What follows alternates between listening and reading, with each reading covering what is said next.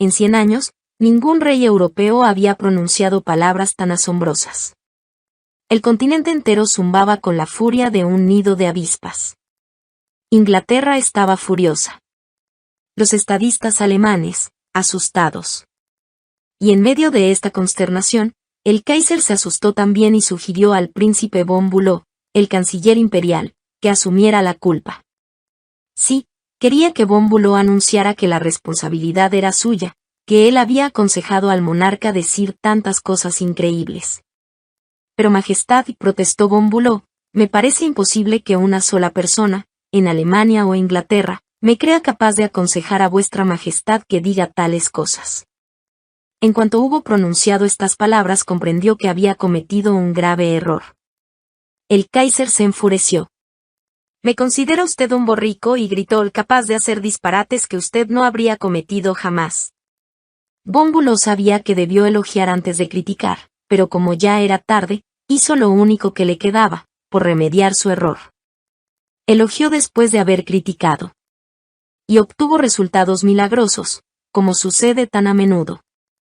Lejos estoy de pensar eso, respondió respetuosamente. Vuestra Majestad me supera en muchas cosas, no solo, claro está, en conocimientos navales y militares, sino sobre todo en las ciencias naturales. A menudo he escuchado lleno de admiración cuando vuestra Majestad explicaba el barómetro, la telegrafía o los rayos Röntgen. Me avergüenzo de mi ignorancia en todas las ramas de las ciencias naturales. No tengo una noción siquiera de la química o la física, y soy del todo incapaz de explicar el más sencillo de los fenómenos naturales. Pero, como compensación, poseo ciertos conocimientos históricos, y quizás ciertas cualidades que son útiles en la política, especialmente la diplomacia. Sonrió encantado el Kaiser. Von Bülow lo había elogiado. Von Bülow lo había exaltado y se había humillado. El Kaiser podía perdonar cualquier cosa después de eso. ¿No he dicho siempre, exclamó con entusiasmo, que nos complementamos espléndidamente? Debemos actuar siempre juntos, y así lo haremos. Estrechó la mano a von Bülow, no una sino varias veces. Y ese mismo día estaba tan entusiasmado, que exclamó con los puños apretados. Si alguien me habla mal del príncipe von Bülow, le aplastaré la nariz de un puñetazo. Von Bülow se salvó a tiempo pero, a pesar de ser un astuto diplomático, cometió un error. Debió empezar hablando de sus defectos y de la superioridad de Guillermo, y no dando a entender que el Kaiser era un imbécil que necesitaba un alienista. Si unas pocas frases para elogiar al prójimo y humillarse uno pueden convertir a un Kaiser altanero e insultado en un firme amigo, imaginemos lo que podemos conseguir con la humildad y los elogios en nuestros diarios contactos. Si se los utiliza con destreza, darán resultados verdaderamente milagrosos en las relaciones humanas. Admitir los propios errores, aun cuando uno no los haya corregido, puede ayudar a convencer al otro de la conveniencia de cambiar su conducta. Esto lo ejemplificó Clarence Serhusen, de Timonium, Maryland, cuando descubrió que su hijo de 15 años estaba experimentando con cigarrillos. Naturalmente, no quería que David empezara a fumar, nos dijo el señor Serhusen, pero su madre y yo fumábamos, le estábamos dando constantemente un mal ejemplo. Le expliqué a David cómo empecé a fumar yo más o menos a su edad, y cómo la nicotina se había apoderado de mí y me había hecho imposible abandonarla. Le recordé que era mi tos, y como él mismo había insistido para que yo abandonara el cigarrillo, pocos años antes. No lo exhorté a dejar de fumar ni lo amenacé o le advertí sobre los peligros. Todo lo que hice fue contarle cómo me había enviciado con el cigarrillo, y lo que había significado para mí. El muchacho lo pensó, y decidió que no fumaría hasta terminar la secundaria. Pasaron los años y David nunca empezó a fumar, y ya no lo hará nunca. Como resultado de esa misma conversación, yo tomé la decisión de dejar de fumar, y con el apoyo de mi familia lo he logrado. Un buen líder sigue esta regla. Regla. Hable de sus propios errores antes de criticar los de los demás. 4. A nadie le agrada recibir órdenes. Tuve recientemente el placer de comer con la señorita Ada Tarbell, decana de los biógrafos norteamericanos. Cuando le comuniqué que estaba escribiendo este libro, comenzamos a tratar el tema, tan importante, de llevarse bien con la gente. Y me confió que cuando escribía su biografía de Owen de Young entrevistó a un hombre que durante 3 años trabajó en el mismo despacho que el señor Young. Este hombre declaró que en todo ese lapso no oyó jamás al señor Young dar una orden directa a nadie. Siempre hacía indicaciones, no órdenes. Nunca decía, por ejemplo, haga esto o aquello, o no haga esto o le parece que aquello dará resultado.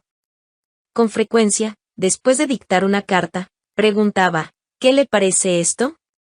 Al revisar una carta de uno de sus ayudantes, solía insinuar, quizás si la corrigiéramos en este sentido sería mejor. Siempre daba a los demás una oportunidad de hacer una u otra cosa, los dejaba hacer, y los dejaba aprender a través de sus errores. Una técnica así facilita a cualquiera la corrección de sus errores. Una técnica así salva el orgullo de cada uno y le da una sensación de importancia.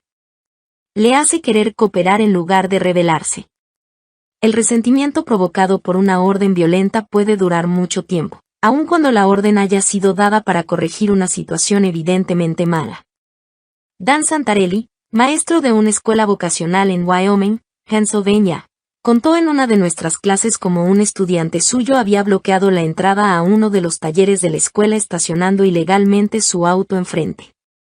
Uno de los otros instructores irrumpió en la clase y preguntó en tono arrogante: ¿De quién es el auto que está bloqueando la entrada? Cuando el estudiante dueño del auto respondió, el instructor le gritó: saque ese auto ya mismo, o iré yo y lo remolcaré muy lejos. Es cierto que ese estudiante había actuado mal. No debía haber estacionado en ese lugar. Pero desde ese día no solo ese estudiante odió al instructor, sino que todos los estudiantes de la clase hicieron todo lo que pudieron por darle problemas al instructor y hacerle las cosas difíciles. ¿Cómo se habría podido manejar el problema? Preguntando de modo amistoso, ¿de quién es el auto que está en la entrada? Y después sugiriendo que si se lo movía de ahí, podrían entrar y salir otros autos. El estudiante lo habría movido con gusto, y ni él ni sus compañeros habrían quedado molestos y resentidos. Hacer preguntas no solo vuelve más aceptables las órdenes, sino que con frecuencia estimula la creatividad de la persona a quien se le pregunta. Es más probable que la gente acepte con gusto una orden si ha tomado parte en la decisión de la cual emanó la orden. Cuando Lan McDonald, de Johannesburg, Sudáfrica, gerente general de una pequeña fábrica especializada en partes de máquinas de precisión, tuvo la oportunidad de aceptar un pedido muy grande, estaba convencido de que no podría mantener la fecha prometida de entrega. El trabajo ya agendado en la fábrica y el plazo tan breve que se le daba para esta entrega hacían parecer imposible que aceptara el pedido. En lugar de presionar a sus empleados para que aceleraran el trabajo, llamó a una reunión general, les explicó la situación y les dijo cuánto significaría para la compañía poder aceptar ese pedido. Después empezó a hacer preguntas. ¿Hay algo que podamos hacer para entregar el pedido? ¿A alguien se le ocurre una modificación en nuestro proceso de modo que podamos cumplir con el plazo? ¿Habría algún modo de reordenar nuestros horarios que pueda ayudarnos? Los empleados propusieron ideas, e insistieron en que se aceptara el pedido. Lo enfrentaron con una actitud de podemos hacerlo, y el pedido fue aceptado, producido y entregado a tiempo. Un líder eficaz utilizará la Regla 4. Haga preguntas en vez de dar órdenes. 5. Permita que la otra persona salve su prestigio. Hace años, la General Electric Company se vio ante la delicada necesidad de retirar a Charles Steinmetz de la dirección de un departamento. Steinmetz, genio de primera magnitud en todo lo relativo a electricidad, era un fracaso como jefe del departamento de cálculos. Pero la compañía no quería ofenderlo. Era un hombre indispensable, y sumamente sensible. Se le dio, pues, un nuevo título. Se lo convirtió en ingeniero consultor de la General Electric Company, nuevo título para el trabajo que ya hacía, al mismo tiempo que se puso a otro hombre al frente del departamento. Steinmetz quedó encantado. Y también los directores de la compañía. Habían maniobrado con su astro más temperamental, sin producir una tormenta, al dejarlo que salvara su prestigio.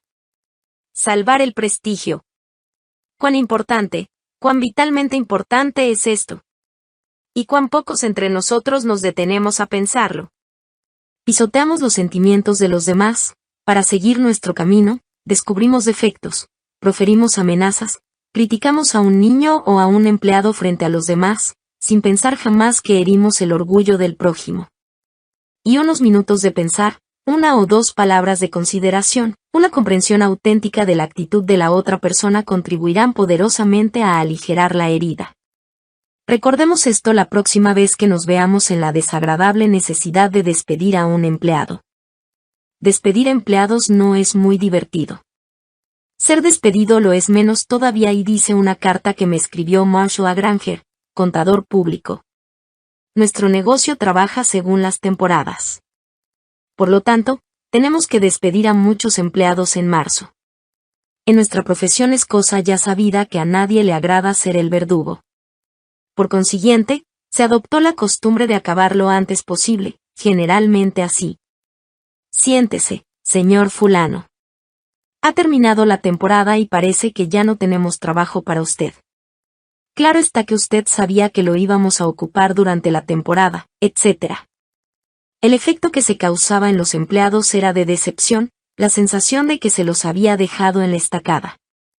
Casi todos ellos eran contadores permanentes y no conservaban cariño alguno por una casa que los dejaba en la calle con tan pocas contemplaciones. Yo decidí hace poco despedir a nuestros empleados extraordinarios con un poco más de tacto y consideración. He llamado a cada uno a mi despacho, después de considerar cuidadosamente el trabajo rendido durante el invierno. Y les he dicho algo así. Sr. Fulano, ha trabajado usted muy bien, si así ha sido. La vez que lo enviamos a Newark tuvo una misión difícil. No obstante, la cumplió usted con grandes resultados, y queremos hacerle saber que la casa se siente orgullosa de usted. Progresará mucho, donde quiera que trabaje. La casa cree en usted, y no queremos que lo olvide. El efecto obtenido es que los empleados despedidos se marchan con la sensación de que no se los deja en la estacada. Saben que si tuviéramos trabajo para ellos los conservaríamos. Y cuando los necesitamos nuevamente, vienen con gran afecto personal. En una sesión de nuestro curso, 2 alumnos hablaron ejemplificando los aspectos negativos y positivos de permitir que la otra persona salve su prestigio. Fred Clark, de Harrisburg, Pennsylvania, contó un incidente que había tenido lugar en su compañía. En una de nuestras reuniones de producción, un vicepresidente le hacía preguntas muy insistentes a uno de nuestros supervisores de producción, respecto de un proceso determinado. Su tono de voz era agresivo, y se proponía demostrar fallas en la actuación de este supervisor. Como no quería quedar mal delante de sus compañeros, el supervisor era evasivo en sus respuestas. Esto hizo que el vicepresidente perdiera la paciencia, le gritara al supervisor y lo acusara de mentir. En unos pocos momentos se destruyó toda la buena relación de trabajo que hubiera podido existir antes del encuentro. A partir de ese momento este supervisor, que básicamente era un buen elemento, dejó de ser de toda utilidad para nuestra compañía. Pocos meses después abandonó nuestra firma y fue a trabajar para un competidor, donde según tengo entendido ha hecho una espléndida carrera. Otro participante de la clase, Anna Mason, contó un incidente similar que había tenido lugar en su trabajo, pero con qué diferente enfoque y resultados.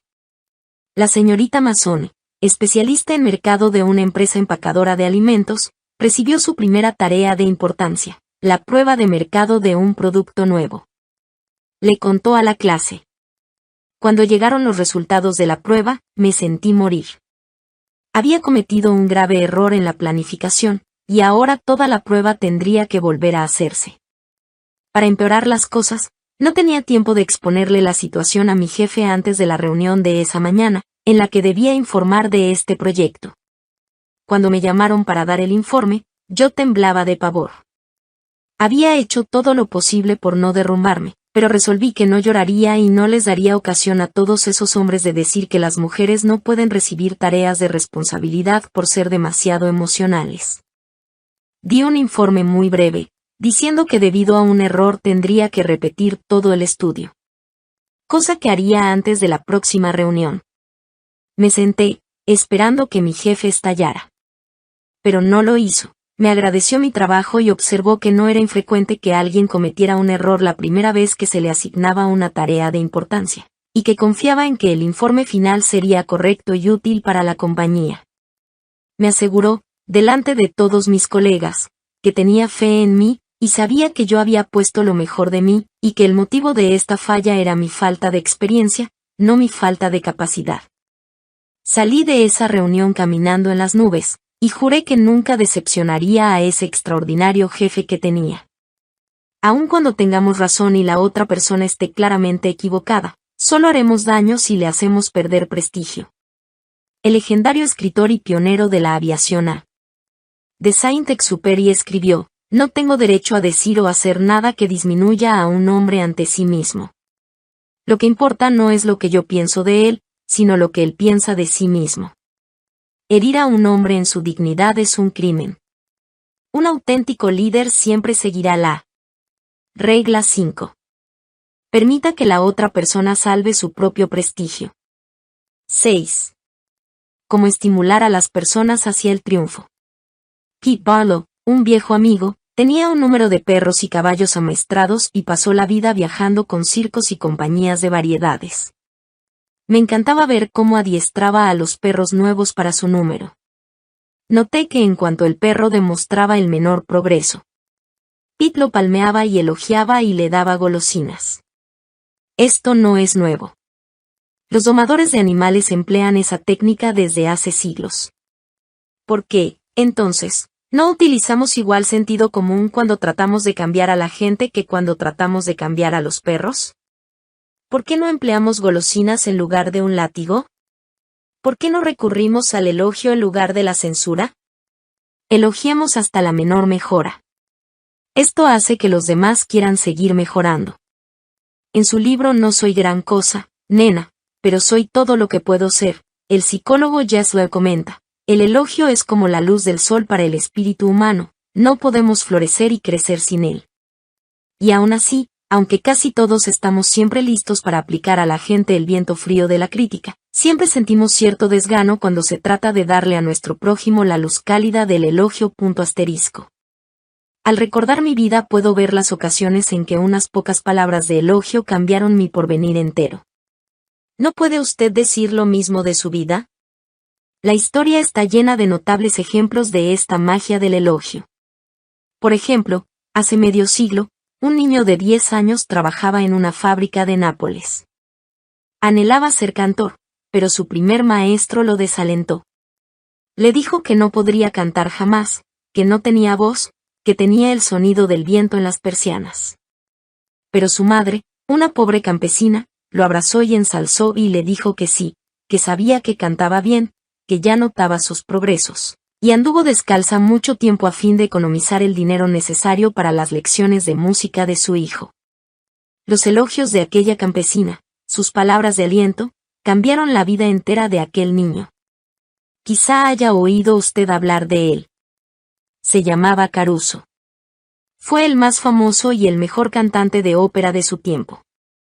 A comienzos del siglo XIX, un jovenzuelo de Londres aspiraba a ser escritor. Pero todo parecía estar en su contra. No había podido ir a la escuela más que 4 años. Su padre había sido arrojado a una cárcel porque no podía pagar sus deudas, y este jovencito conoció a menudo las punzadas del hambre. Por fin consiguió un empleo para pegar etiquetas en botellas de betún, dentro de un depósito lleno de ratas, y de noche dormía en un triste desván junto con otros 2 niños, ratas de albañal en los barrios pobres. Tan poca confianza tenía en sus condiciones de escritor que salió a hurtadillas una noche a despachar por correo su primer manuscrito, para que nadie pudiera reírse de él. Un cuento tras otro le fue rechazado. Finalmente, llegó el gran día en que le aceptaron uno. Es cierto que no se le pagaba un centavo, pero un director lo elogiaba. Un director de diario lo reconocía como escritor. Quedó el mozo tan emocionado que ambuló sin destino por las calles, llenos los ojos de lágrimas. El elogio, el reconocimiento que recibía al conseguir que imprimieran un cuento suyo, cambiaban toda su carrera, pues si no hubiera sido por ello quizá habría pasado la vida entera trabajando como hasta entonces. Es posible que hayan oído hablar ustedes de este jovenzuelo. Se llamaba Charles Dickens. Otro niño de Londres trabajaba en una tienda de comestibles. Tenía que levantarse a las 5, barrer la tienda y trabajar después como esclavo durante 14 horas. Era una esclavitud, en verdad, y el mozo la despreciaba. Al cabo de 2 años no pudo resistir más, se levantó una mañana y, sin esperar el desayuno, caminó 25 kilómetros para hablar con su madre, que estaba trabajando como ama de llaves. El muchacho estaba frenético. Rogó a la madre, lloró, juró que se mataría si tenía que seguir en aquella tienda. Después escribió una extensa y patética carta a su viejo maestro de escuela, declarando que estaba desalentado, que ya no quería vivir. El viejo maestro lo elogió un poco y le aseguró que era un joven muy inteligente, apto para cosas mejores, y le ofreció trabajo como maestro. Esos elogios cambiaron el futuro del mozo, y dejaron una impresión perdurable en la historia de la literatura inglesa. Porque aquel niño ha escrito desde entonces innumerables libros y ha ganado cantidades enormes de dinero con su pluma. Quizá lo conozca usted. Se llamaba H. G. Wells. El uso del elogio en lugar de la crítica es el concepto básico de las enseñanzas de B. F. Skinner. Este gran psicólogo contemporáneo ha mostrado, por medio de experimentos con animales, y con seres humanos, que minimizando las críticas y destacando el elogio, se reforzará lo bueno que hace la gente, y lo malo se atrofiará por falta de atención. John Mangles Baugh, de Bucky Mount, Carolina del Norte, usó el método en el trato con sus hijos. Como en muchas familias, en la suya parecía que la única forma de comunicación entre madre y padre por un lado, e hijos por el otro, eran los gritos. Y, como suele suceder, los chicos se ponían un poco peores, en lugar de un poco mejores, después de cada una de tales sesiones, y los padres también. El problema no parecía tener una solución a la vista. El señor Ringelspaugh decidió usar alguno de los principios que estaba aprendiendo en nuestro curso. Nos contó.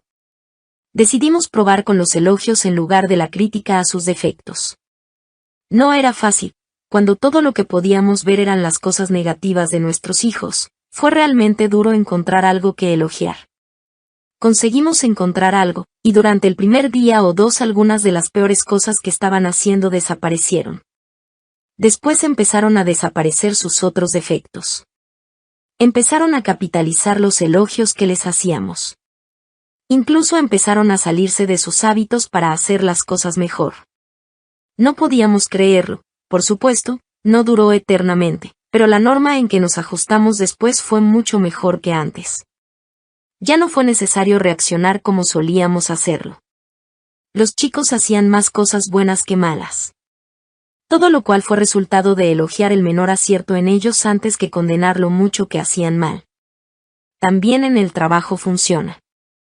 Keith Roper, de Woodland Hills, California, aplicó este principio a una situación en su compañía. Recibió un material impreso en las prensas de la compañía, que era de una calidad excepcionalmente alta. El hombre que había hecho este trabajo había tenido dificultades para adaptarse a su empleo. El supervisor estaba preocupado ante lo que consideraba una actitud negativa, y había pensado en despedirlo. Cuando el señor Roper fue informado de esta situación, fue personalmente a la imprenta y tuvo una charla con el joven. Le manifestó lo mucho que le había gustado el trabajo que había recibido, y dijo que era lo mejor que se había hecho en la imprenta desde hacía tiempo. Se tomó el trabajo de señalar en qué aspectos la impresión había sido excelente, y subrayó lo importante que sería la contribución de este joven a la compañía. ¿Les parece que esto afectó la actitud del joven impresor hacia la empresa? En pocos días hubo un cambio completo. Les contó a varios de sus compañeros esta conversación, y se mostraba orgulloso de que alguien tan importante apreciara su buen trabajo. Desde ese día fue un empleado leal y dedicado. El señor Roper no se limitó a halagar al joven obrero diciéndole, «Usted es bueno». Señaló específicamente los puntos en que su trabajo era superior. Elogiando un logro específico, en lugar de hacer una alabanza generalizada, el elogio se vuelve mucho más significativo para la persona a quien se lo dirige. A todos les agrada ser elogiados, pero cuando el elogio es específico, se lo recibe como sincero, no algo que la otra persona puede estar diciendo solo para hacernos sentir bien. Recordémoslo, todos anhelamos aprecio y reconocimiento, y podríamos hacer casi cualquier cosa por lograrlo. Pero nadie quiere mentiras ni adulación. Lo repetiré una vez más, los principios que se enseñan en este libro solo funcionarán cuando provienen del corazón. No estoy promoviendo trucos. Estoy hablando de un nuevo modo de vida. No hablemos ya de cambiar a la gente.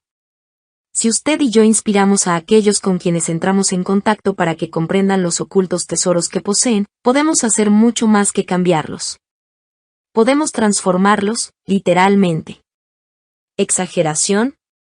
Escuche usted estas sabias palabras del profesor William James, de Harvard, el más distinguido psicólogo y filósofo, quizá, que ha tenido Norteamérica. En comparación con lo que deberíamos ser, solo estamos despiertos a medias.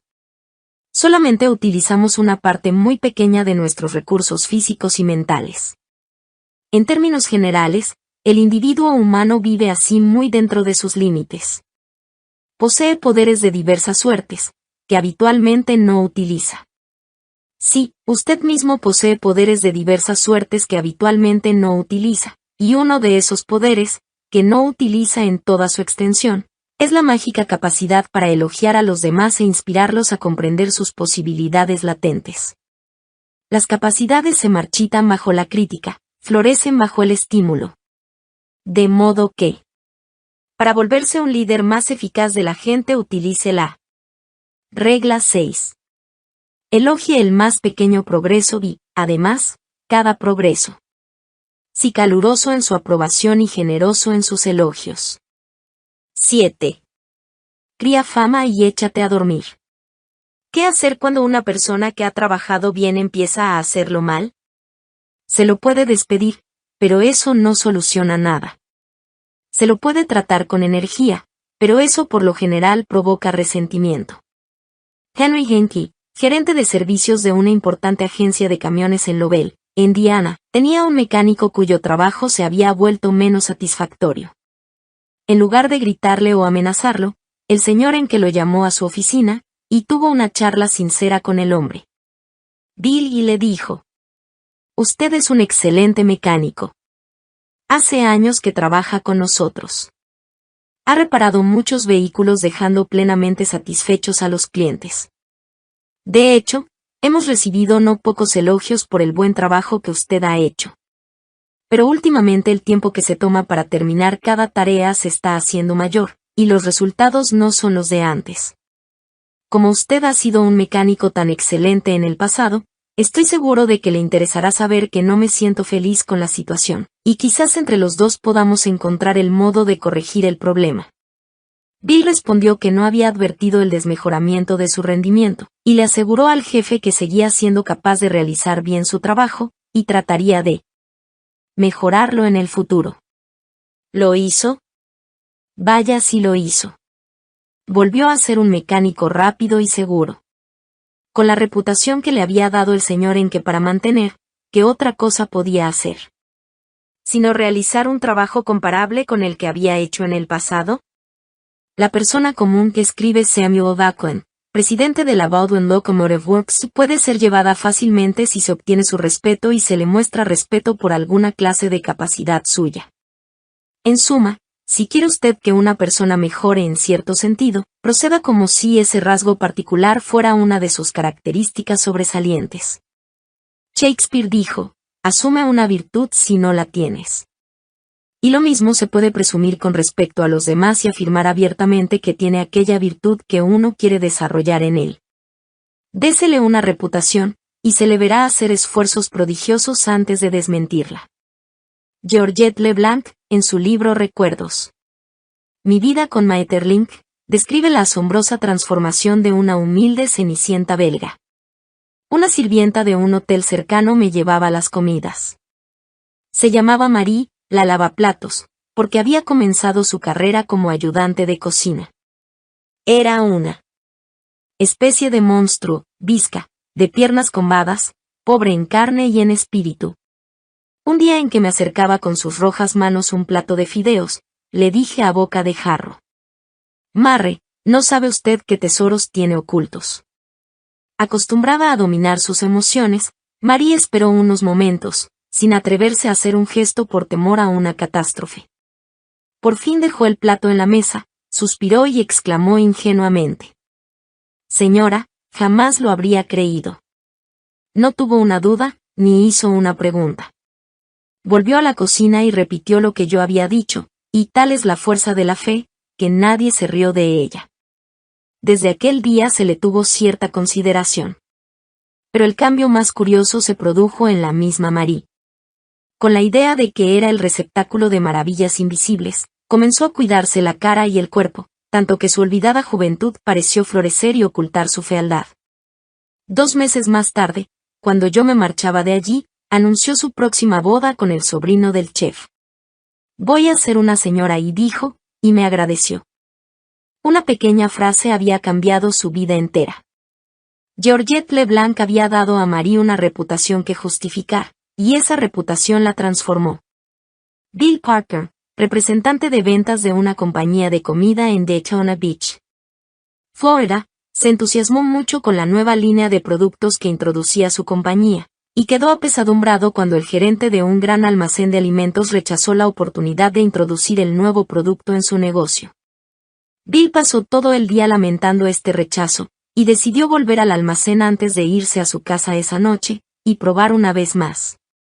Jackie le dijo al dueño, cuando me marché esta semana, comprendí que no te había presentado un cuadro completo de la nueva línea, y te agradecería que me des unos minutos para señalarte todos los puntos que omití.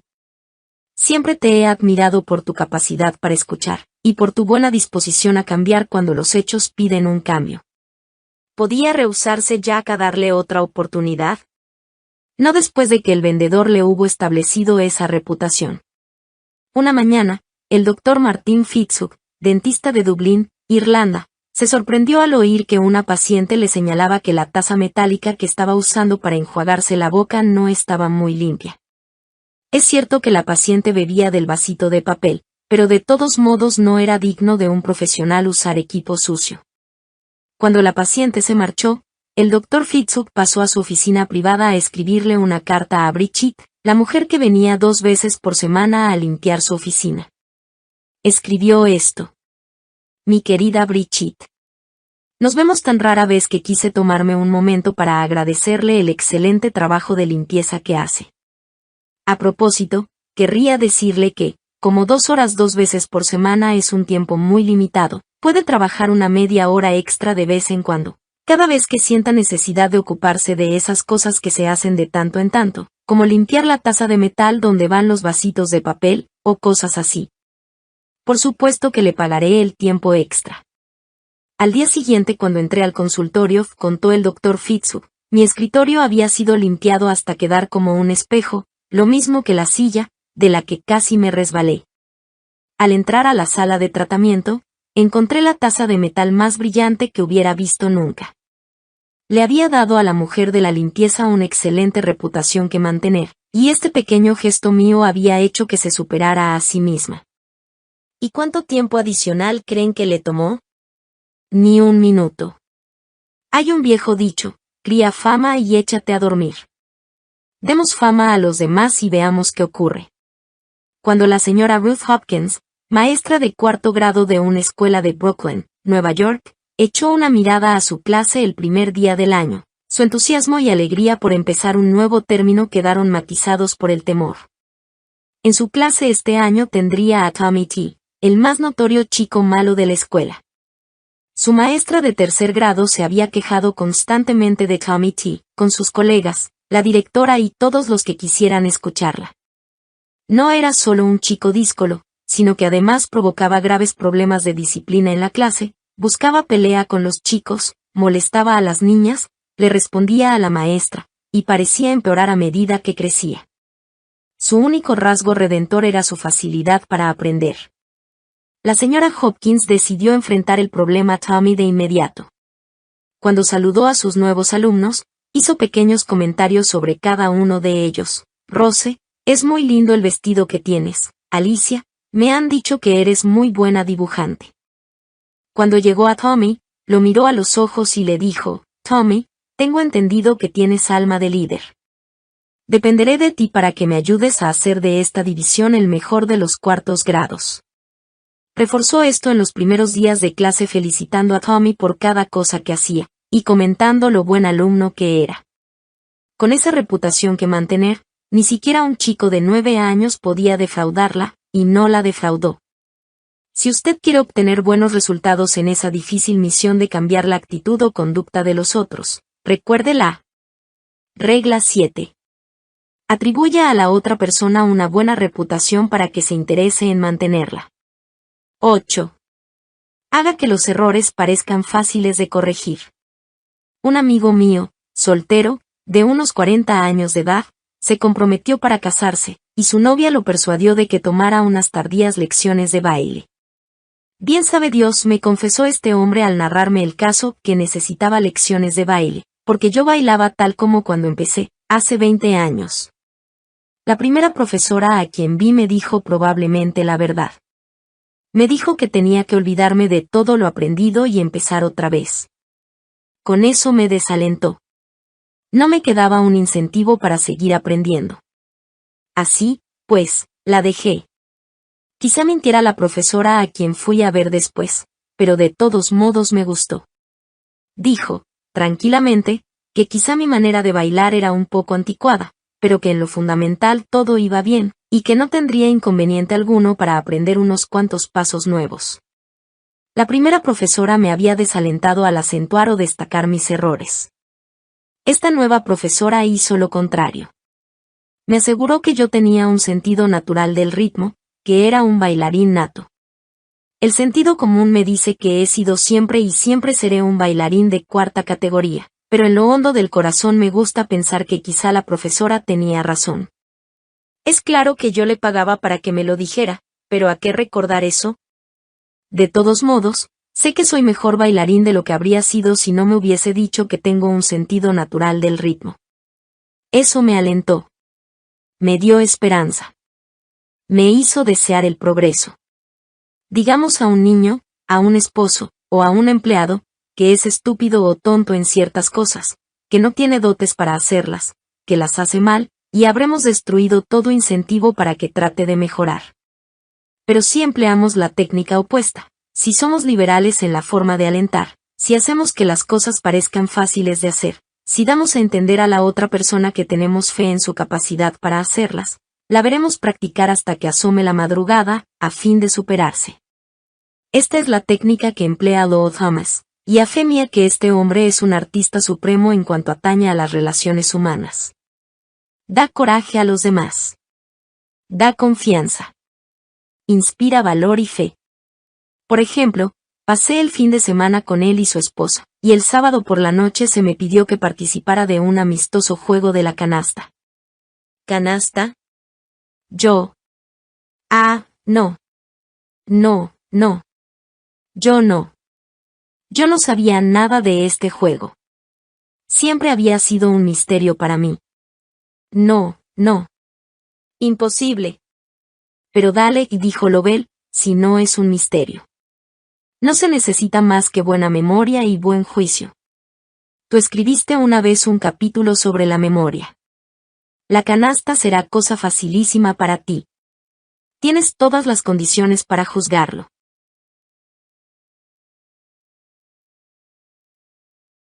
Y sin tardanza, casi antes de saber lo que hacía, me encontré por primera vez ante una mesa de canasta. Todo porque se me decía que tenía dotes naturales para el juego, y así se me hizo considerar que me sería fácil. Al hablar de canasta recuerdo a Ely Culbertson. Ahora, en todas partes donde se juega canasta, el nombre de Culbertson es cosa conocida, y sus libros sobre el tema han sido traducidos en una docena de idiomas, y vendidos a millones de lectores. Pero él mismo me ha dicho que nunca habría pensado en convertir el juego en una profesión si una joven no le hubiese asegurado que estaba especialmente dotado para ello. Cuando llegó a los Estados Unidos, en 1922, trató de conseguir empleo como profesor de psicología y sociología, pero no pudo. Después trató de vender carbón, y fracasó. Después trató de vender café, y fracasó. Jamás pensó, en esos días, en enseñar canasta. No solamente era un mal jugador, sino también muy terco. Hacía tantas preguntas y efectuaba tantos estudios de cada partido después de hecho, que nadie quería jugar con él. Pero conoció a una bella jugadora, Josephine Dillon, se enamoró y se casó con ella. Josephine notó con cuánto cuidado analizaba Culbertson sus cartas, y lo persuadió de que era un genio en potencia. Este aliento, me ha dicho Culbertson, fue lo que lo llevó a hacer de la canasta una profesión. Clarence M. Jones, uno de los instructores de nuestro curso en Cincinnati, Ohio, contó cómo el elogio, y el hacer que los defectos fueran fáciles de corregir, cambiaron completamente la vida de su hijo David. En 1970 mi hijo David, que tenía 15 años, vino a vivir conmigo a Cincinnati.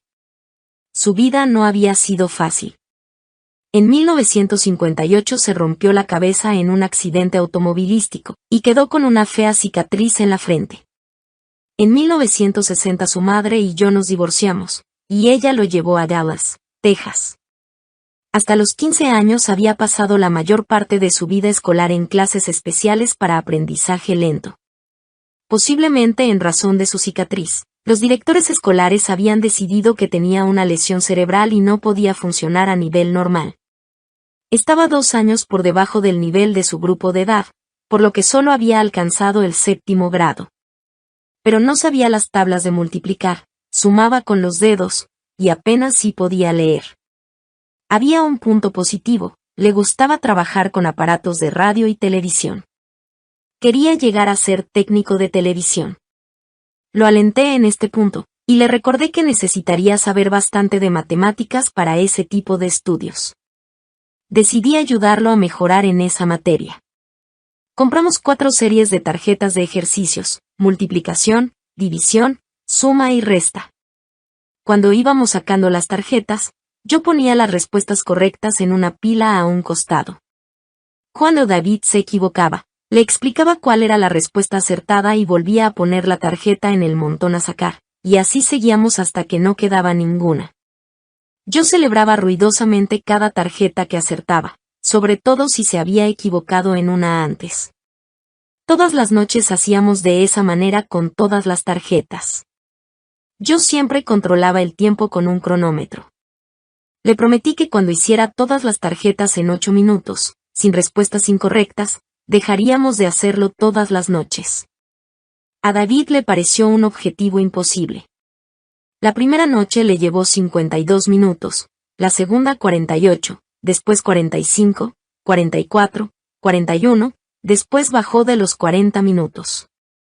Celebrábamos cada reducción. Yo llamaba a mi esposa, y lo abrazábamos y nos reíamos. A fines del mes, estaba haciendo todas las tarjetas perfectamente en menos de 8 minutos. Cuando hacía un pequeño adelanto, pedía hacerlo otra vez. Había hecho el descubrimiento fantástico de que aprender era fácil y divertido. Naturalmente, sus notas en aritmética dieron un salto. Es increíble cuánto más fácil resulta la aritmética cuando uno puede multiplicar bien. Se asombró él mismo de traer una buena nota en matemáticas. Nunca antes había llegado a un nivel tan bueno. Y eso arrastró otros cambios, a una velocidad casi increíble. Su lectura mejoró rápidamente, y empezó a usar su talento natural para el dibujo. Ese mismo año, el maestro de ciencia le asignó la tarea de dar una clase. Él quiso desarrollar una serie de modelos, altamente complejos, para demostrar el efecto de las palancas.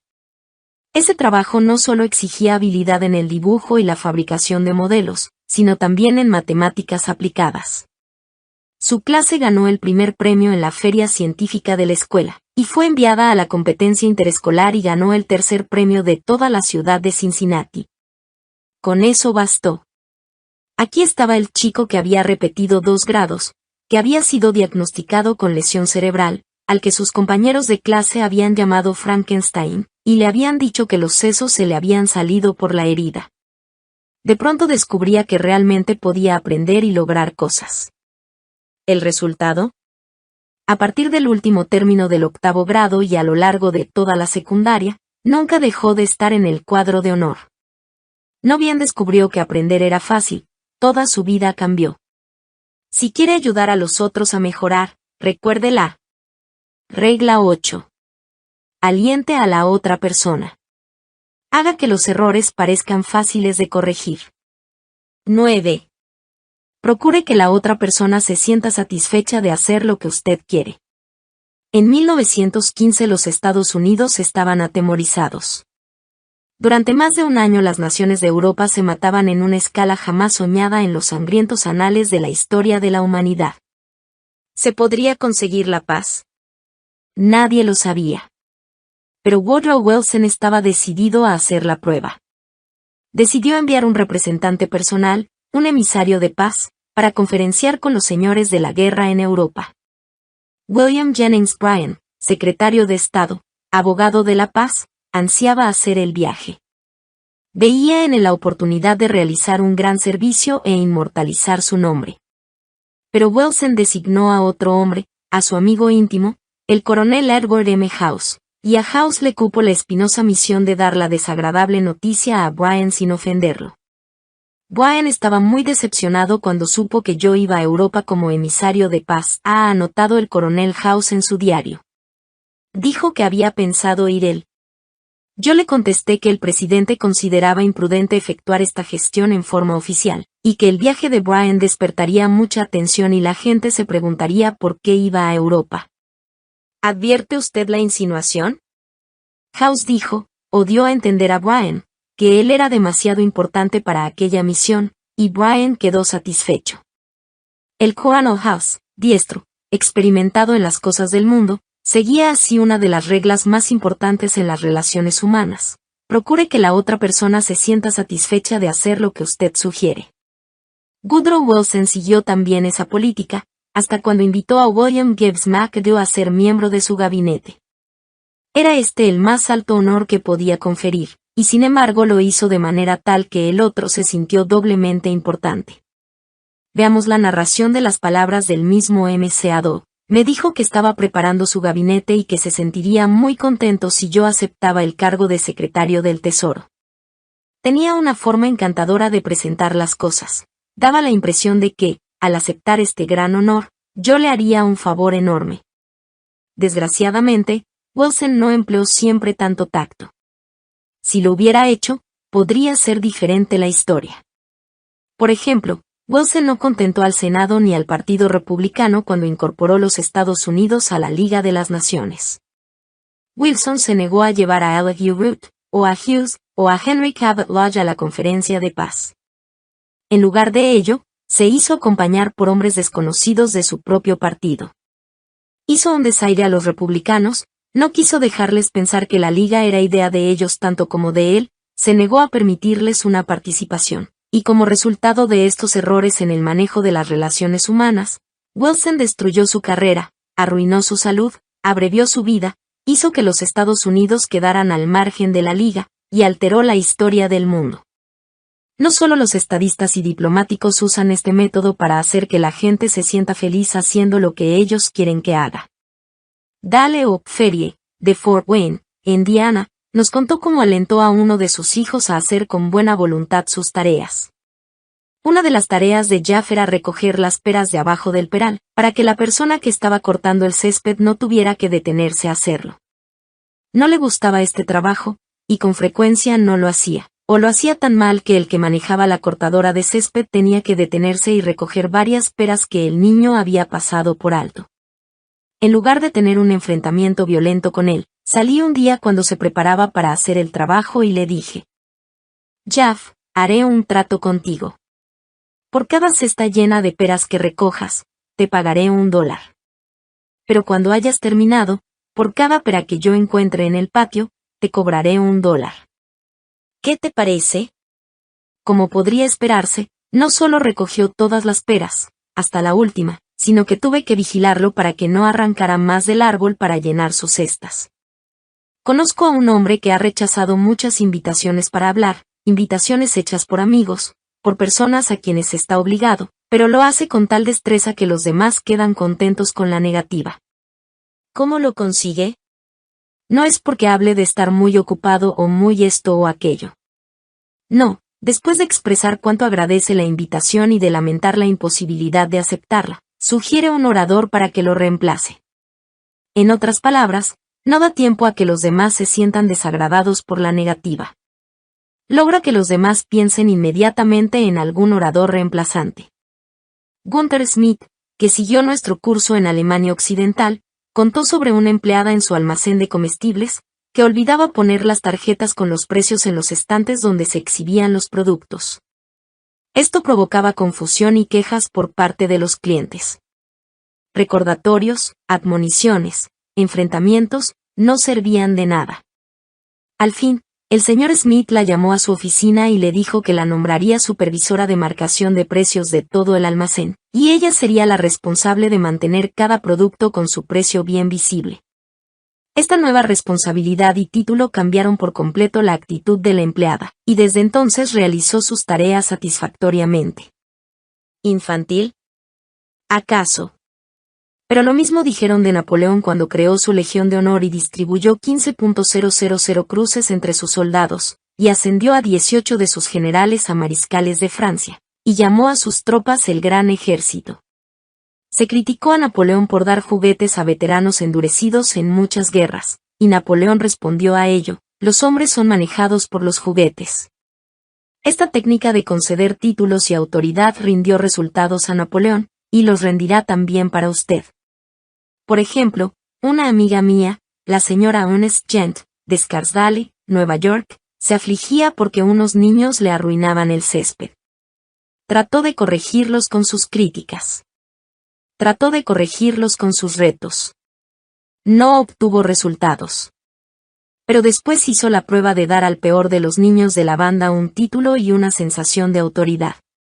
Lo nombró su detective y le encargó evitar que los demás pisaran el césped. Así se resolvió el problema. Su detective hizo una hoguera en el patio, calentó un hierro al rojo y amenazó con quemar al primer niño que pisara el césped. El líder eficaz tendrá presentes las siguientes guías cuando sea necesario cambiar conductas o actitudes.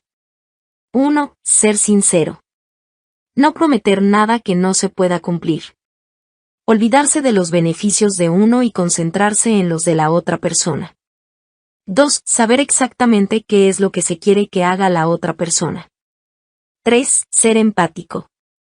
Preguntarse a sí mismo qué quiere verdaderamente la otra persona. 4. Considerar los beneficios que recibirá la otra persona por hacer lo que usted le sugiere. 5. Hacer coincidir esos beneficios con los deseos de la otra persona. 6. Al hacer el pedido, hacerlo en una forma que destaque los beneficios que redundará para la otra persona. Por ejemplo, en lugar de dar una orden seca como esta: Juan, mañana vendrán clientes y quiero que el depósito esté limpio, así que bárralo, apile con prolijidad la mercadería y limpie el mostrador. Podemos expresar lo mismo mostrando los beneficios que obtendrá Juan si hace su trabajo. Hace su trabajo, Juan, tenemos un trabajo que habrá que hacer, y si se hace ahora, no habrá que preocuparse después. Mañana traeré a unos clientes a mostrarles las instalaciones. Me gustaría mostrarles el depósito, pero no está presentable. Si usted puede barrerlo, apilar la mercadería con prolijidad y limpiar el mostrador, nos hará lucir más eficientes y usted habrá hecho su parte para darle una buena imagen a nuestra compañía. ¿Se sentirá feliz Juan haciendo lo que se le sugiere? Probablemente no muy feliz, pero más que si no se le hubieran indicado sus beneficios. Suponiendo que uno sabe que Juan se enorgullece de la higiene de su depósito, y está interesado en contribuir a la imagen de la compañía, habrá más probabilidades de que coopere. También se le ha indicado a Juan que ese trabajo habrá que hacerlo tarde o temprano, y si se lo hace ahora ya no causará problemas en el futuro. Es ingenuo creer que siempre se obtiene una reacción favorable de la otra persona cuando se usan estos métodos, pero la experiencia de la mayoría indica que es más probable cambiar actitudes de este modo que no usando estos principios, y si con ello se aumenta el rendimiento aunque más no sea en un 10%, usted es un líder un 10% más eficaz y este es su beneficio. Es más probable que la gente haga lo que usted sugiere cuando se usa la regla 9. Procure que la otra persona se sienta satisfecha de hacer lo que usted sugiere. En pocas palabras, Ian Leiter. El trabajo de un líder consiste, entre otras cosas, en cambiar la actitud y conducta de su gente. Algunas sugerencias para lograrlo. Regla 1. Empiece con elogio y aprecio sincero. Regla 2. Llame la atención sobre los errores de los demás indirectamente. Regla 3. Hable de sus propios errores antes de criticar los de los demás. Regla 4. Haga preguntas en vez de dar órdenes. Regla 5. Permita que la otra persona salve su propio prestigio. Regla 6. Elogie el más pequeño progreso y, además, cada progreso. Sí, caluroso en su aprobación y generoso en sus elogios. Regla 7. Atribuya a la otra persona una buena reputación para que se interese en mantenerla. Regla 8. Aliente a la otra persona. Haga que los errores parezcan fáciles de corregir. Regla 9. Procure que la otra persona se sienta satisfecha de hacer lo que usted sugiere.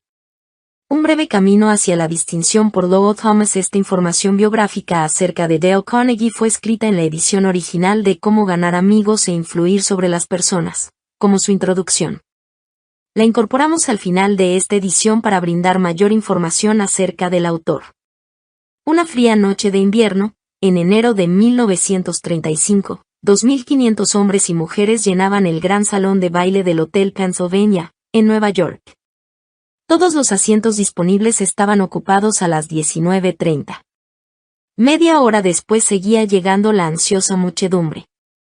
El espacioso palco estuvo pronto repleto. Más tarde, era difícil conseguir colocación de pie, y centenares de personas, fatigadas de lidiar un día con sus negocios, se mantuvieron de pie 1 hora y media aquella noche para presenciar, ¿qué?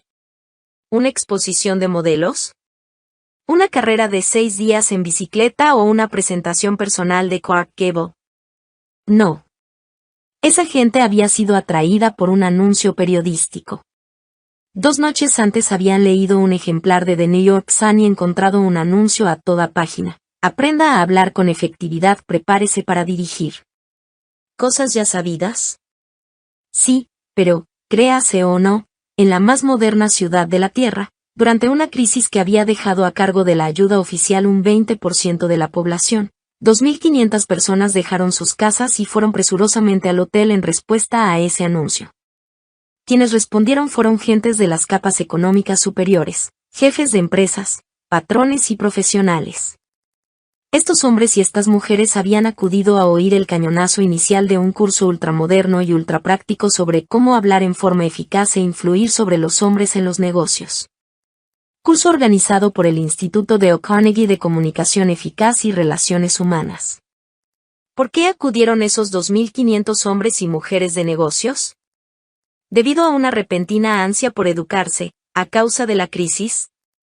Aparentemente no, porque ese mismo curso se venía dictando, ante salas repletas, en Nueva York, todas las temporadas desde hacía 24 años.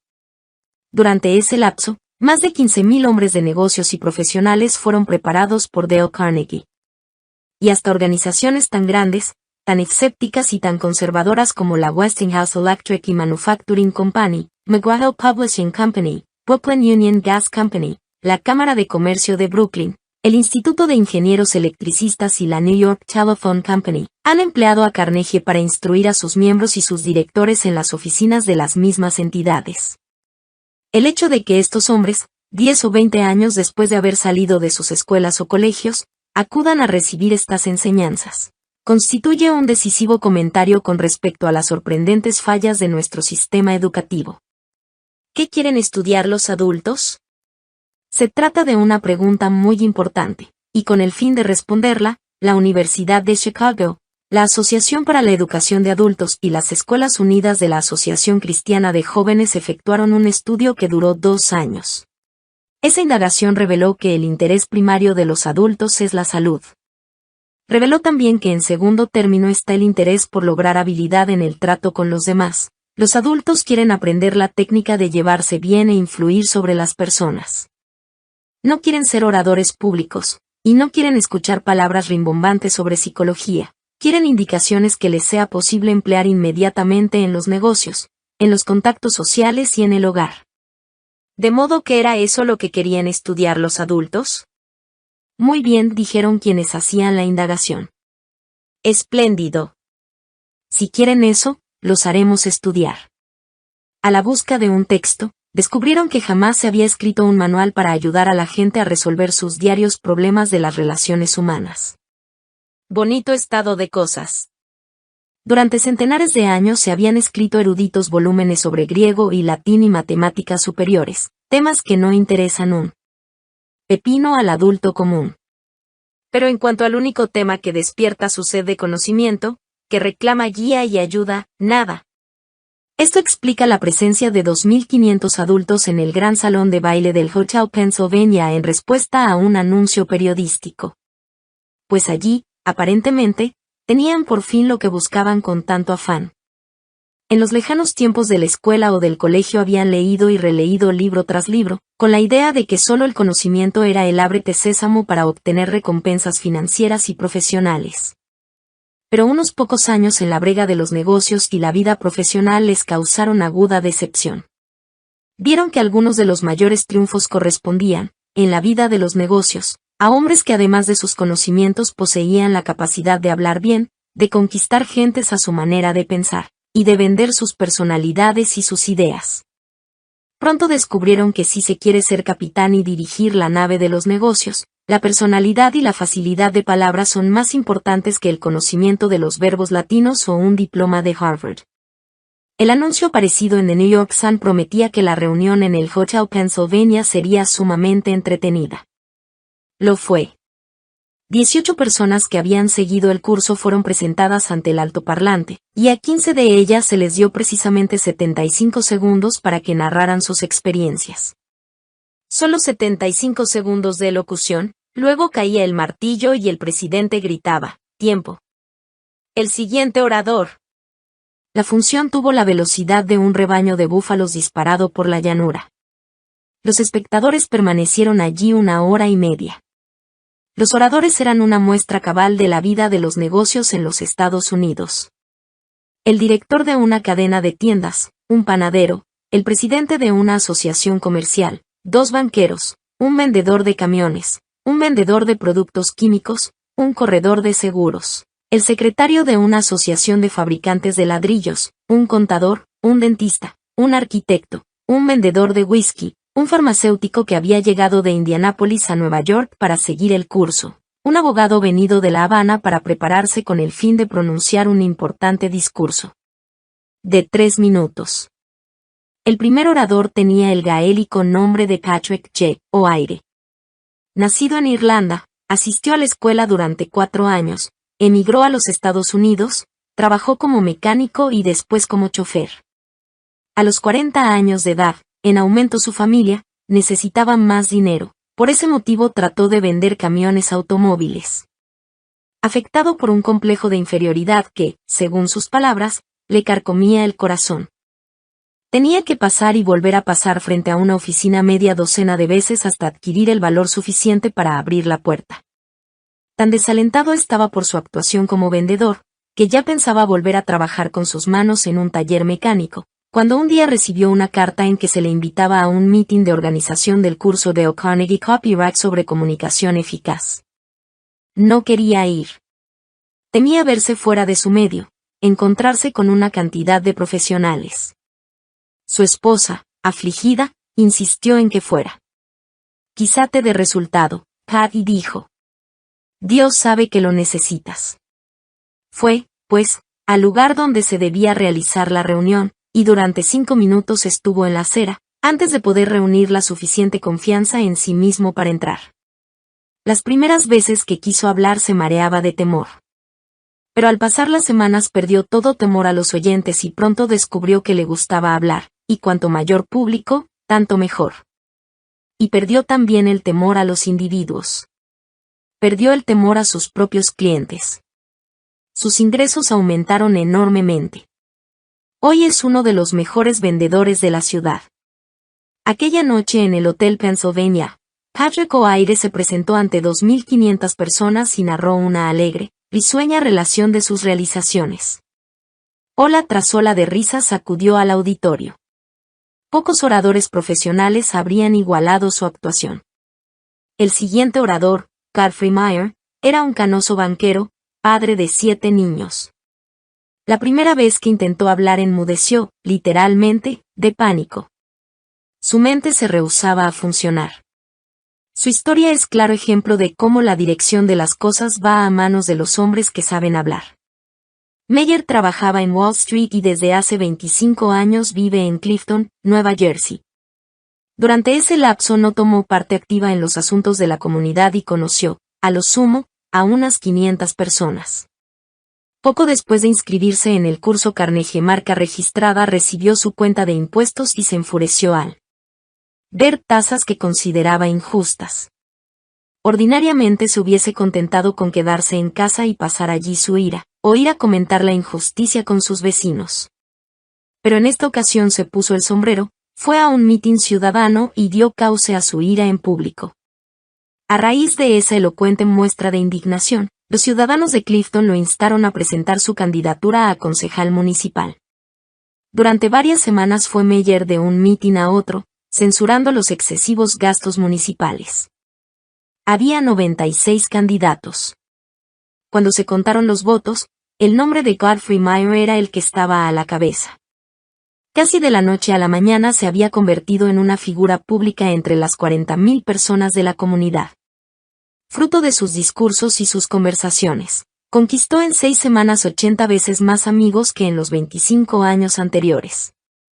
Y su salario como concejal significaba un rendimiento de 1000% anual con relación a su inversión en el curso de Dale Carnegie. El tercer orador, jefe de una gran asociación nacional de fabricantes de productos alimenticios, narró que en las reuniones del directorio había sido incapaz de expresar sus ideas. Como consecuencia de su aprendizaje ocurrieron 2 cosas asombrosas. Muy pronto fue elegido presidente de su asociación, en tal carácter, se vio obligado a dirigir la palabra en reuniones efectuadas en todo el país. Los cables de la Associated Press transmitieron extractos de sus discursos, que fueron publicados en diarios y en revistas del ramo de la nación entera. En 2 años, después de haber aprendido a hablar, recibió más publicidad gratuita para su compañía y sus productos que la que había podido obtener anteriormente a costa de $250,000 de anuncios directos. Ese orador admitió que con anterioridad hasta vacilaba antes de hablar por teléfono con algún jefe de empresa de Manhattan e invitarlo a almorzar con él. Pero como resultado del prestigio logrado mediante sus discursos, esos mismos jefes de empresa eran quienes le hablaban ahora, lo invitaban a almorzar y le pedían disculpas por molestarlo. La capacidad de hablar bien es el camino más breve hacia la distinción. Ella es la que destaca a una persona, la hace sobresalir entre la multitud. Y el hombre que puede hablar en forma aceptable es considerado dueño de cualidades ajenas a las que posee en realidad. Predomina hoy en los Estados Unidos un movimiento en favor de la educación de los adultos. Y la fuerza más espectacular en ese movimiento es Dale Carnegie marca registrada un hombre que ha escuchado y criticado más discursos y conversaciones de adultos que cualquier otro hombre en cautividad. Según un reciente dibujo de Ripley en Créase o no, ha hecho la crítica de 150.000 discursos. Si esta cifra no impresiona al lector, recuerde que significa un discurso por cada día transcurrido desde que Colón descubrió América. O, en otras palabras, si todas las personas que han hablado ante Carnegie solo hubiesen empleado 3 minutos cada una y se hubieran presentado ante él en orden sucesivo, se necesitaría un año entero para escuchar a todas, sin descansar un minuto de la noche o del día. La misma carrera de Dale Carnegie, llena de grandes contrastes, es un notable ejemplo de lo que puede realizar un hombre cuando siente obsesión por una idea original y le enciende el entusiasmo. Nacido en una granja de Missouri, a 10 millas de un ferrocarril, no vio un tranvía hasta que tuvo 12 años, pero hoy, a los 46, está familiarizado con todos los extremos de la Tierra, desde Hong Kong hasta Melfest, y en una ocasión estuvo más cerca del Polo Norte que lo que el cuartel general del almirante Byrd, en Pequeña América, estuvo jamás del Polo Sur.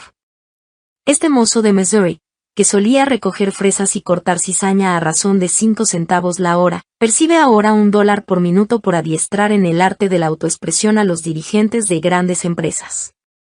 Este vaquero de otrora, que arreaba ganado y marcaba terneros en el oeste de Dakota del Sur, fue más tarde a Londres y organizó funciones teatrales bajo el patrocinio de la familia real. Este hombre, que fue un fracasado la primera docena de veces que trató de hablar en público, se convirtió después en mi gerente general. Gran parte de mis triunfos se han debido al aprendizaje que realicé a las órdenes de Dale Carnegie. El joven Carnegie tuvo que luchar por conseguir una educación, porque la mala suerte golpeaba sin cesar a las puertas de la vieja granja en el noroeste de Missouri. Año tras año el río 112 salía de cauce y ahogaba el maíz y se llevaba el heno. Una vez tras otra, los cerdos ya engordados se enfermaban y morían de cólera, desaparecía el mercado para las vacas y las mulas, y el banco amenazaba con ejecutar la hipoteca. Enferma de desaliento, la familia vendió la granja y compró otra, cerca del Colegio de Maestros del Estado, en Warrensburg, Missouri. Podía conseguirse alojamiento y comida en la ciudad a razón de $1 por día, pero Carnegie no tenía ese dinero. Por eso vivía en la granja e iba a caballo al colegio, en un viaje de 1 legua todos los días. En la granja ordeñaba las vacas, cortaba leña, alimentaba los cerdos, y estudiaba sus verbos latinos a la luz de una lámpara primitiva hasta que se le nublaban los ojos y comenzaba a cabecear.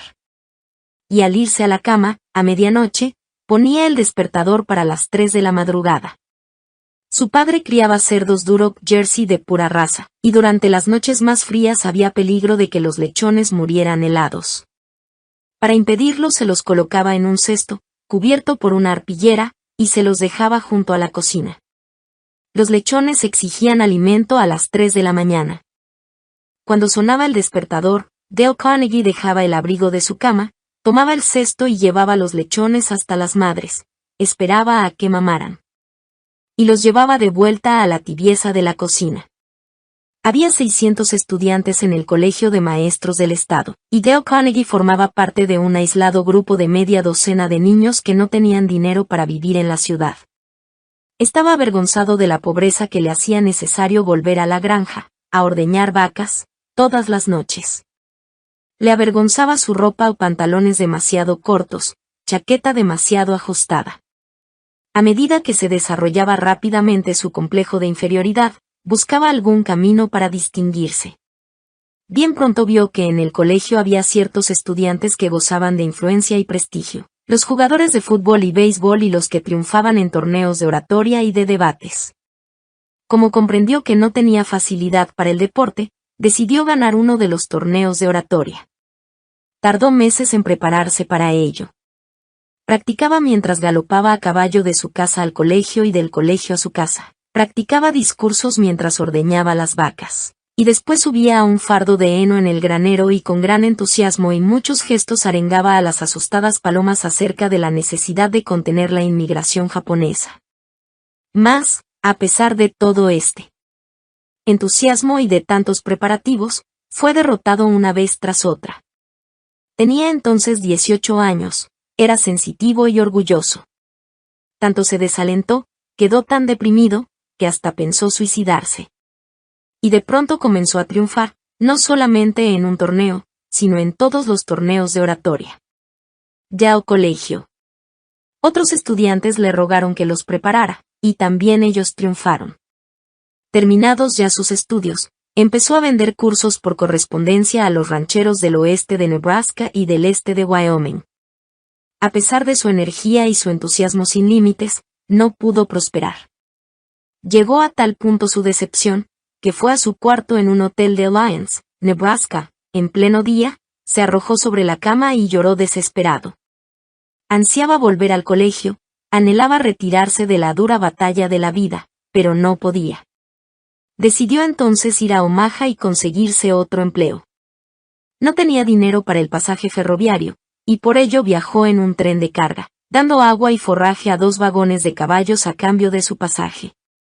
Llegado al sur de Omaha, consiguió un empleo de vendedor de tocino, jamón y cecina para Armour y C&A.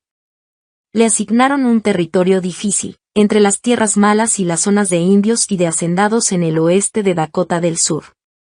Recorría el territorio en trenes de carga y en diligencias y a caballo, y dormía en hoteles primitivos donde la única separación entre las habitaciones era un tabique de lona.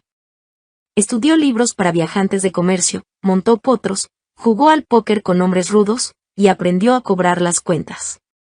Cuando algún tendero no le podía pagar en efectivo el tocino y los jamones que había pedido, Dale Carnegie retiraba de los estantes una docena de pares de zapatos. Los vendía a los empleados ferroviarios y entregaba el producto a la Armour y CIA.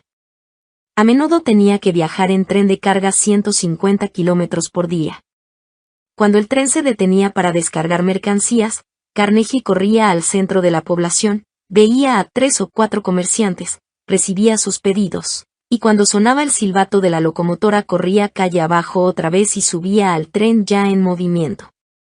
En menos de 2 años convirtió a un territorio improductivo, que estaba en el 25º lugar de la lista, en el primero de todos los 29 que dependían de la central de Omaha. Armour y CIA ofreció ascenderlo, diciéndole, usted ha conseguido lo que parecía imposible, pero rechazó el aumento y renunció. Sí, renunció, fue a Nueva York, estudió en la Academia de Artes Dramáticas y recorrió el país haciendo el papel de Dr. Harley en Pálila del circo. Jamás sería un Bus o un Barrymore. Tuvo sentido común para reconocerlo. De modo que volvió a trabajar como vendedor, esta vez de camiones automóviles, para la Packard Motor Car Company. Nada sabía de mecánica, y nada le importaba de motores. Terriblemente desgraciado, tenía que hostigarse todos los días para ir a trabajar. Anhelaba tener tiempo para estudiar, para escribir los libros que allí, en el colegio, había deseado escribir. Por eso renunció otra vez. Iba a pasar su tiempo escribiendo cuentos y novelas, de día, y a ganarse el sustento como maestro en alguna escuela nocturna. ¿Maestro de qué? Al recapacitar y valorar su actuación en el colegio advirtió que su adiestramiento para hablar en público le había dado más confianza, valor, soltura y capacidad para conversar y tratar con la gente de negocios, que todo el resto de las asignaturas estudiadas. Por este motivo instó a las escuelas de la Asociación Cristiana de Jóvenes en Nueva York a que le dieran una oportunidad para organizar cursos sobre oratoria para hombres de negocios. ¿Qué? ¿Convertir a los hombres de negocios en oradores? Absurdo. Ya lo sabían. Habían hecho la prueba con estos recursos, y siempre fracasaba. Cuando se negaron a pagarle el sueldo de $2 por noche que pedía Carnegie, convino en enseñar a comisión, y percibir un porcentaje de los beneficios netos, si es que se hacían beneficios. Y en menos de 3 años le pagaban $30 por noche, sobre esta base, en lugar de 2. El curso fue creciendo. Otras ramas de la asociación oyeron hablar del caso, después la voz se pasó a otras ciudades. Dale Carnegie se convirtió bien pronto en un famoso profesor ambulante que cubría Nueva York, Filadelfia, Baltimore, y más adelante Londres y París. Todos los textos eran demasiado académicos y poco prácticos para los hombres de negocios que acudían a sus cursos. Intrépido como siempre, se sentó a escribir uno que tituló Cómo hablar bien en público e influir en los hombres de negocios. Este libro es ahora el texto oficial de todas las escuelas de la Asociación Cristiana de Jóvenes, así como de la Asociación de Banqueros y de la Asociación Nacional de Hombres de Crédito. Dale Carnegie sostiene que cualquier hombre puede hablar cuando se enoja. Dice que si se derriba de un puñetazo en la mandíbula al hombre más ignorante de la ciudad, se lo verá ponerse de pie y hablar con una elocuencia, un calor y un vigor que rivalizarán con los mejores esfuerzos de William Jennings Bryan en sus días famosos. Sostiene Carnegie que casi todas las personas pueden hablar pasablemente en público si tienen confianza en sí mismos y hay una idea que hierve en su interior. La forma de lograr confianza en sí mismo, añade, es hacer lo que se teme hacer, y reunir en este sentido una historia de experiencias felices. Por eso obliga a cada alumno a hablar en todas las clases del curso. El auditorio está lleno de simpatía por el orador. Todos están en el mismo aprieto, y mediante una práctica constante todos logran la confianza, el valor y el entusiasmo que han de hacer valer cuando hablen en privado.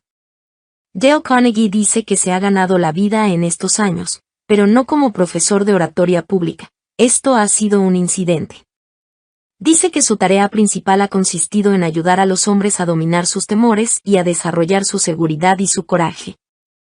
Al principio empezó solamente con un curso de oratoria pública, pero los estudiantes que lo seguían eran hombres de negocios. Muchos de ellos no habían entrado en una aula durante 30 años. Muchos pagaban esa enseñanza por cuotas. Querían resultados, y los querían rápidos, resultados que pudiesen utilizar al día siguiente en sus entrevistas comerciales y al hablar ante grupos de hombres de negocios. Por esa razón Carnegie se vio obligado a ser veloz y práctico. De ello ha surgido su sistema de enseñanza, que es único, una notable combinación de oratoria en público, de capacidad como vendedor, de relaciones humanas y de psicología aplicada. Como no es un esclavo de ninguna regla inflexible, ha logrado presentar un curso que es tan eficaz como la viruela, y mucho más divertido. Cuando terminan las clases, los alumnos forman clubes y continúan reuniéndose en ellos cada 15 días, durante muchos años. Un grupo de 19 hombres de Filadelfia se ha venido reuniendo 2 veces por mes durante la época invernal desde hace 17 años.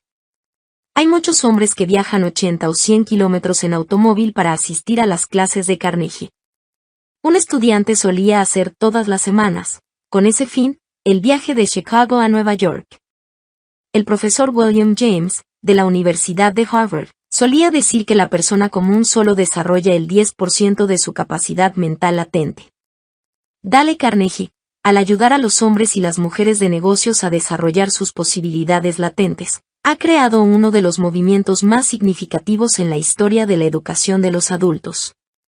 Lovell Thomas 1936